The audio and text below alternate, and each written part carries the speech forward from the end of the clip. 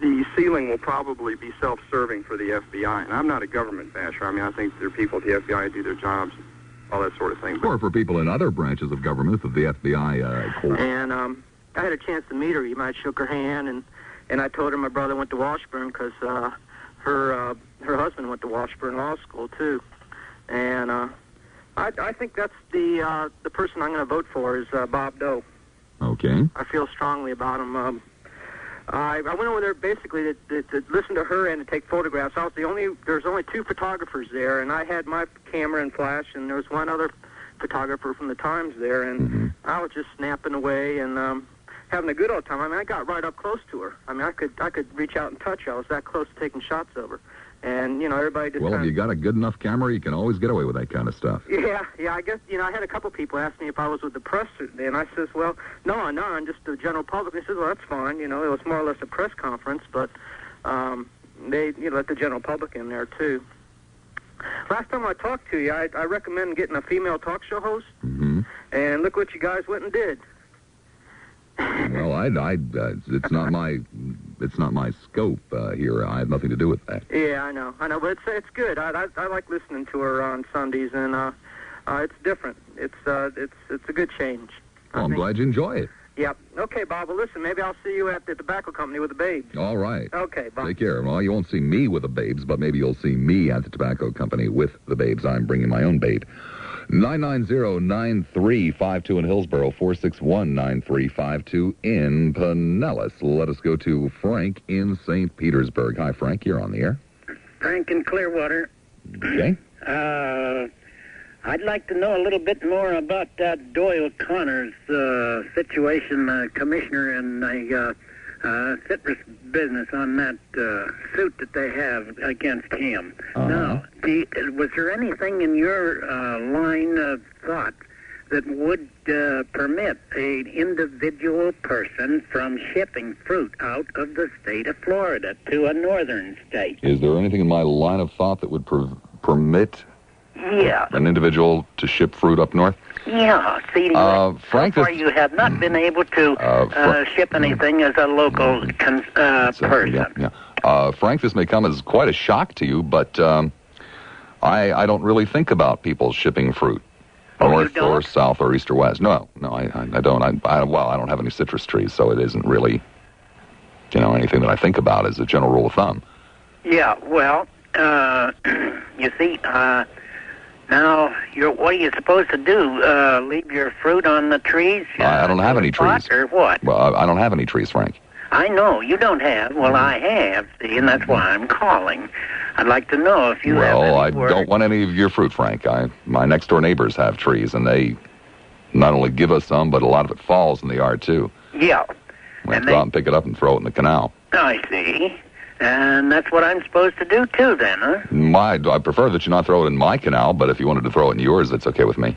Yeah, but... ducks will eat it. Somebody will eat it. You have not heard anything about changing the rules or regulations on that deal, then? Well, Frank, I do try to stay informed, but, you can't cover everything. Yeah, that's true. Well, perhaps you read the article in the morning St. Petersburg Times? No, Frank, I didn't.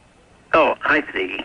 Well, anyhow, that was my big questions, whether or not an individual person could ship fruit out of the state.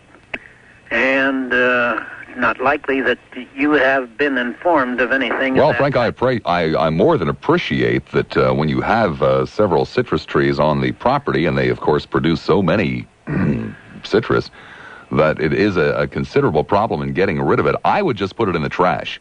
I don't think that we really have to ship it out of state to get rid of it. If you have more than you can deal with, just put it in the trash, and they'll pick it up on my street, it's every Monday and Wednesday. I'm not sure about your street. Yeah, well, you see, heretofore, before this tanker situation come up, I had been shipping 6, 8, 10 cartons of fruit to the northern countries. Mm-hmm. Anybody in particular, or just sending up there for general delivery? My family. Oh, your family, okay. Oh, yeah, sure. Mm-hmm. I'm not shipping them up to another fruit dealer or anything like that. It's only personal. Okay, yeah.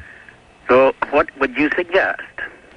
Well, either the canal or the trash can, Frank. Outside of that, what do I know? 3:40 the time. Gary McHenry with a WFLA traffic report. Oh, Gary, we're always so happy to hear from you at this time of the day. Yeah. Because it means there's only 20 minutes left. We're even happier to hear from you for the second report. That's right, 10 minutes left. Well, it's one of those days. I'll tell you what, I won't take up much You're telling me it's one of those days? By the way, I choose the trash can. Okay. Yeah, the canal, it'll it's like pollution. I'll mark that down here on the tally sheet. Really should put it, plus it might hit a mullet in the head. The traffic conditions in St. Pete, we had two... Any place you can think of around the old Tampa Bay area. But there is one place that I've stumbled upon that I'd like to tell you about. It's called Grand Prix Car Wash. They're located at 1880 Gulf to Bay Boulevard in Clearwater, just right across the street from the Clearwater High School. We're talking about the first and finest, the absolute finest, no two ways about that, high-tech car wash in the Bay Area. Now, getting your car washed is something that everybody wants to do from time to time, some of us a little more often than others. I'm not very good about getting my car washed, and I took my car in there this morning, and it was a disgrace. I mean, I don't think the inside had been vacuumed in 3 months. The windows were filled with nicotine. The outside was, hopeless. And in no time flat, the car was clean and looked as good as it did the day I bought it. And, that's what you expect when you go to a car wash, right? And so I got in the car, and I started to drive away. And I started looking around, and they had done things I couldn't believe. They washed my ashtray. They didn't just empty it, they washed it. They put Armor all over all of the vinyl. I mean, it sparkled like it did the day the car was new, and they even put an air freshener in there. At a car wash. If your car wash does that, then I guess maybe you don't need to know about Grand Prix, but I doubt very much that it does. Hi, Doug. Hi. How you doing? I don't know. You may or may not remember. I certainly am not unique enough to be remembered. I used the Tasty Cakes as slingshots.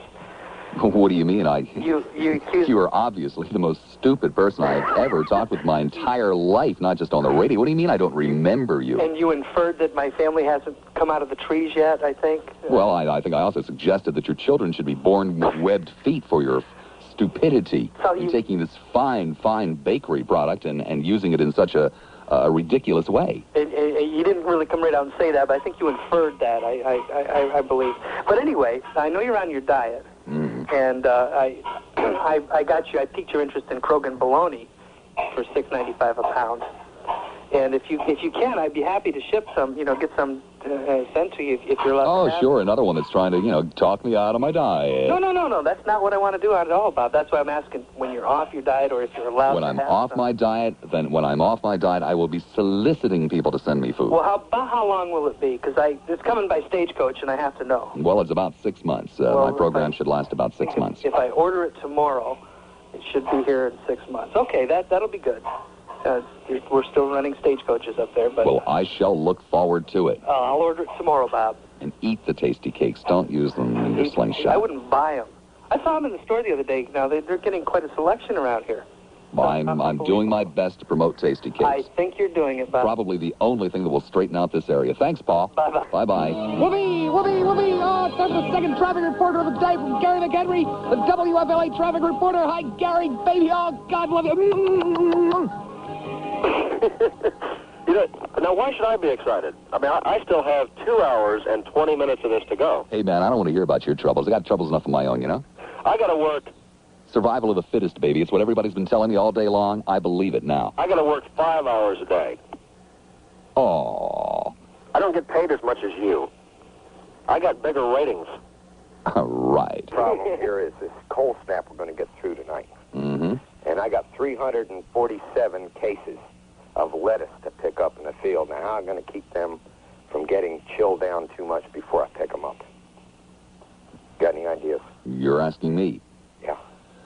Well, let me turn to the talk show host's manual here. What was that? Lettuce in the field. Just a second here. Lettuce in the field. That's page 851. Okay, page 851.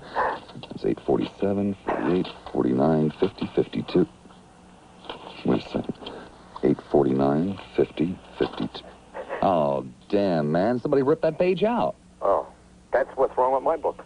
Somebody took the page out of mine. Yeah, I go directly from latrines to lizards and lettuce in the fields is missing on that page.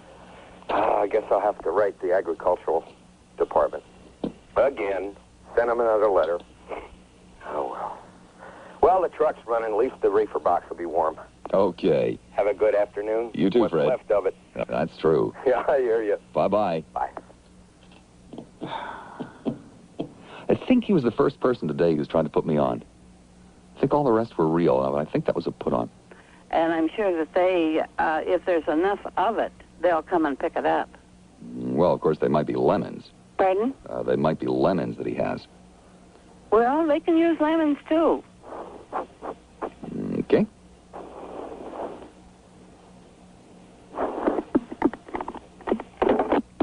Guess Mary forgot to say goodbye. Thank you. But a lot of them always talk about the lottery. I don't think nothing wrong with them what want to play it, do you? Dorothy, I thought you said you listened to my show. I do. Well, and you know what I think about it. Well, then, I just want to say, I ain't going to talk long because it's time for you to go. Yes, but anyway, it is. they play... There's They nothing play that can the keep me longer. lottery, and they play bingo. You never heard anybody say anything about bingo, do you? What's the difference in playing lottery and the bingo? Well, a lot of difference. The Oh, is it? The bingo game is not sponsored by the state. Okay, darn it, Teddy, can't we turn the clock back? Oh, son of a gun, I look at the clock on the wall and it's time to go. Behave yourselves.